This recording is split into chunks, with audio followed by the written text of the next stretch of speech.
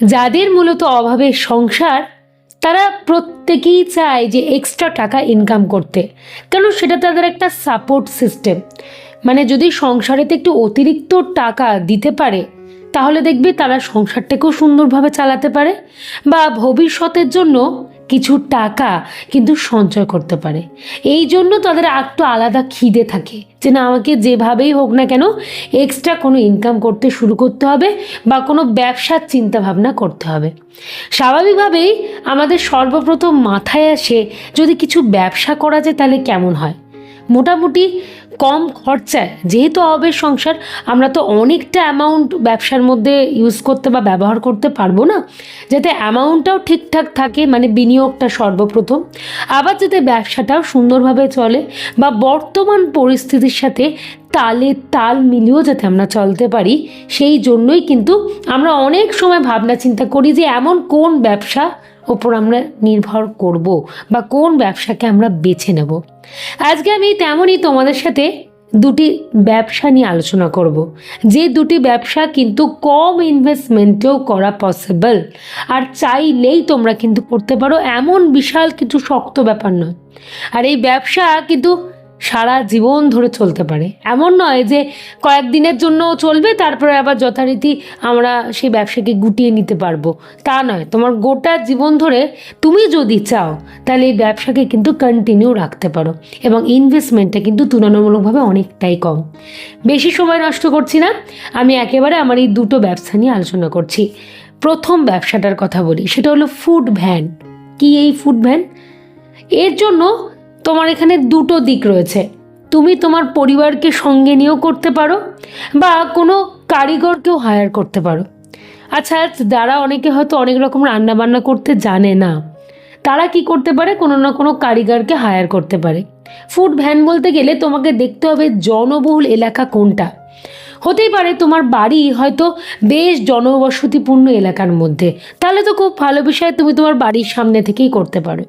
কিন্তু দেখা গেল যে তোমার বাড়ি হয়তো কোনো জনবহুল এলাকায় নয়, তাহলে সেক্ষেত্রে তুমি কি করবে?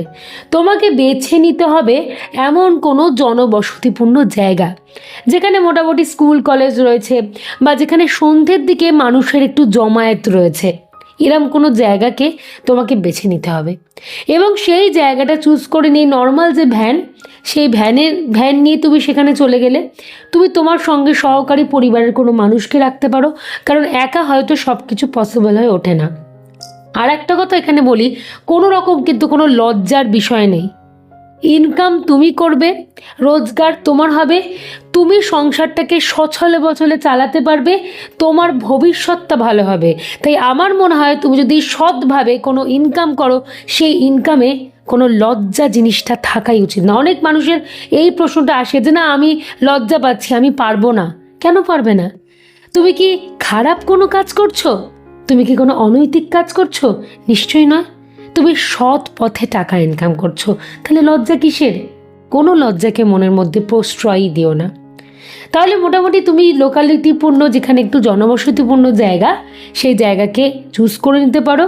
যথারীতি সেখানে তুমি একটা কাজ করতে পারো, যদি না জানো, এখনকার দিনে ট্রেন্ডিং মানুষজন যে ধরনের খাবারগুলো খেতে বেশ পছন্দ করে, মোটামুটি বিকেলবেলা বাড়ির বাইরে বেরোলে বা সকালের দিকে বাড়ির বাইরে বেরোলেই যে খাবারগুলো খেতে মানুষ স্বাচ্ছন্দ্য বোধ করে, হয়তো তুমি সকালটাও পাচ্ছ না, তোমার ব্যস্ততা রয়েছে, বিকেলটাকে চুজ করে নাও, সন্ধ্যেটাকে চুজ করে নাও, আপ টু ডিনার অবধি।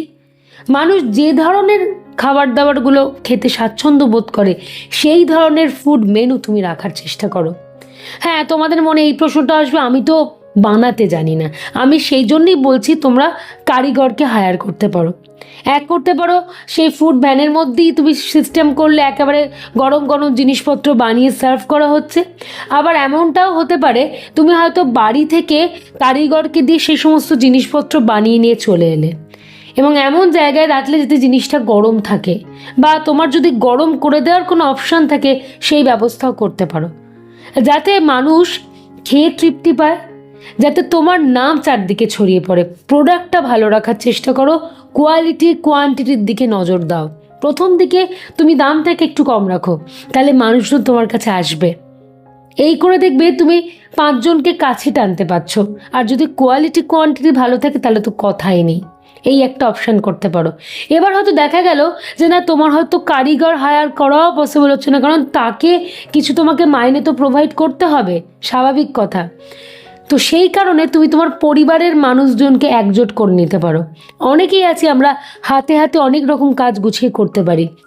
এমন কোনো একটা মেনু তুমি চালু করতে পারো, বা এমন 2-4টে মেনু চালু করতে পারো যে মেনুগুলো তোমার পরিবারের মানুষরাই বানাতে পারবে, তুমিও সেখানে সাহায্য করতে পারবে। তাহলে হাতে হাত মিলিয়ে কাজ করে নিয়ে সেই অনুযায়ী মানুষজনকে প্রোভাইড করো। দেখবে তোমার কিন্তু আস্তে আস্তে ব্যবসাটা গ্রো করতে শুরু করছে। ওই যে বললাম, একটাই এখানে বিষয় আছে, তুমি কোয়ালিটি এবং কোয়ান্টিটি জিনিসটাকে দেখতে হবে। দামটাকে সকলের সাধ্যের মধ্যে রাখতে হবে। মানুষ কিন্তু অতিরিক্ত দামি জিনিস কিনতে স্বাচ্ছন্দ্য বোধ করে না। এমন একটা দাম রাখো যাতে প্রত্যেকের পক্ষে যারা কলেজ স্টুডেন্ট, স্কুল স্টুডেন্ট, তারাও যাতে অ্যাফোর্ড করতে পারে, তাদেরও যাতে কোনো রকম কোনো অসুবিধা না হয়। তো এই ফুড ভ্যানের অপশানটা কিন্তু দুর্দান্ত। আর এখানে সাময়িকভাবে ইনভেস্টমেন্টে কিন্তু তুলনামূলকভাবে অনেকটাই কম। অন্যান্য ব্যবসা শুরু করতে গেলে অনেক অনেক টাকা ইনভেস্টমেন্ট লাগে, এখানে কিন্তু সেইটা তুলনামূলকভাবে কম। তাই বলবো এই জিনিসটা নিয়ে কিন্তু ভাবনা চিন্তা করতে পারো। আর এই ব্যবসা আগামী দিনে আরও ফুলে ফেঁপে উঠবে, এর কম কোনো দিনও হবে না কিন্তু। কারণ যা যুগ পড়ছে আমরা প্রত্যেকেই বাইরের খাবার দাবার খেতে স্বাচ্ছন্দ্য বোধ করি। তাই জন্যই বলছি এই ব্যবসার কথা কিন্তু তোমরা মাথায় আনতে পারো। 2 নম্বর ব্যবসাটার কথা বলি, সেটা হলো জামা কাপড়ের ব্যবসা।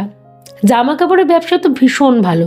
এখন সারা বছর অকেশান অনুষ্ঠান লেগে রয়েছে। আচ্ছা, শুধু অকেশান অনুষ্ঠান কেন, আমরা মানুষজনকে দেওয়ার পারপাস, নিজেদের বাড়ির প্রয়োজনেও তো অনেক জিনিসপত্র কিনে থাকি। তো সেই কারণে বলছি জামা কাপড়ের ব্যবসা তোমরা এটা অনলাইনও করতে পারো, অফলাইনও করতে পারো। কোনো একটা বড় জায়গা থেকে কি করলে, যেখানে হোলসেল রেটে জিনিসপত্র পাওয়া যায়, সেখান থেকে কিনে নিয়ে চলে এলে বাড়িতে বসে বিজনেস শুরু করতে পারো। অনেক মহিলা পুরুষ আছে যারা বাড়িতে বসে বিজনেস কিন্তু শুরু করেছে। বাড়িতে বসে তোমরা অনলাইনেও তো শুরু করতে পারো, অফলাইনেও শুরু করতে পারো। অনলাইনে বিভিন্ন জায়গায় এখন সোশ্যাল মাধ্যমে, লাইভ অনুষ্ঠানের মাধ্যমে তোমরা কিন্তু মানুষের কাছাকাছি পৌঁছে যেতে পারবে। প্রত্যেকেই জানি এখন আমরা অনলাইনের জিনিসপত্র কেনাকাটা করতে আমরা কিন্তু খুব ভালোবাসি। কোনো কিছু টুক করে ফোন দেখতে দেখতে পছন্দ হয়ে গেল, আমরা অনলাইনে অর্ডার করে দিলাম। আর বিভিন্ন লাইভ থেকে কিন্তু এখনকার দিনের মানুষের জিনিসপত্র কেনার প্রবণতাটা একটু বেশিই রয়েছে। অনলাইনে করতে পারো। এছাড়াও অফলাইন, তোমার বাড়িটা যদি একটা ভালো জায়গা হয়, বাড়ির মধ্যে তুমি ব্যবসাটা শুরু করতে পারো। বা তোমার পক্ষে যদি দোকান ঘর ভাড়া নেওয়া পসিবল হয়, সেইটুকু ইনভেস্টমেন্ট তুমি যদি করতে পারো, তাহলে সেই অপশানটাও কিন্তু বেছে নিতে পারো। তার জন্য তোমাকে কি করতে হবে, একটু হোলসেল রেটে জিনিসপত্র কিনতে হবে, যাতে তুমি একটুখানি লাভের মুখ দেখতে পারো। পাইকারি রেটে জিনিস কিনে নিলে, বিক্রি করলে দেখবে একটুখানি আমরা লাভের মুখ দেখতে পারি। হ্যাঁ, প্রথম দিকে শুরুতেই তুমি চড়া দামে প্রচুর জিনিসপত্র দিচ্ছ বা প্রচুর লাভ করছো, এমনটা করলে কিন্তু হবে না। আগে তোমাকে কিন্তু মার্কেট ভ্যালুটা বুঝে নিতে হবে, আগে মানুষজনকে কাছে টেনে নিতে হবে। তারপরে তুমি আস্তে আস্তে সব কিছুকে একটু একটু করে বাড়ানোর চেষ্টা করলে সেটা পরের বিষয়। আগে তো ব্যবসাটাকে দাঁড় করানোর চেষ্টা করতে হবে। ক্লিয়ার করতে পারলাম? দেখো, খুব সাধারণ 2টি ব্যবসা, যেটা অভাবের সংসারে তোমাকে কিন্তু এক্সট্রা টাকা ইনকাম করতে যথেষ্ট পরিমাণ সাহায্য করবে। শুধু এক্সট্রা টাকা ইনকাম নয়, অনেক মানুষ এই 2টো ব্যবসাকে কিন্তু প্রধান ব্যবসা হিসেবে ভাবতে পারো। যাদের হয়তো নেই, কোনো কারণে কাজ চলে গেছে, পরিস্থিতি খুব একটা সহায়ক নয়, তারা কিন্তু এটা প্রধান বা মেন সোর্স অফ ইনকাম হিসাবেও ভেবে নিতে পারো।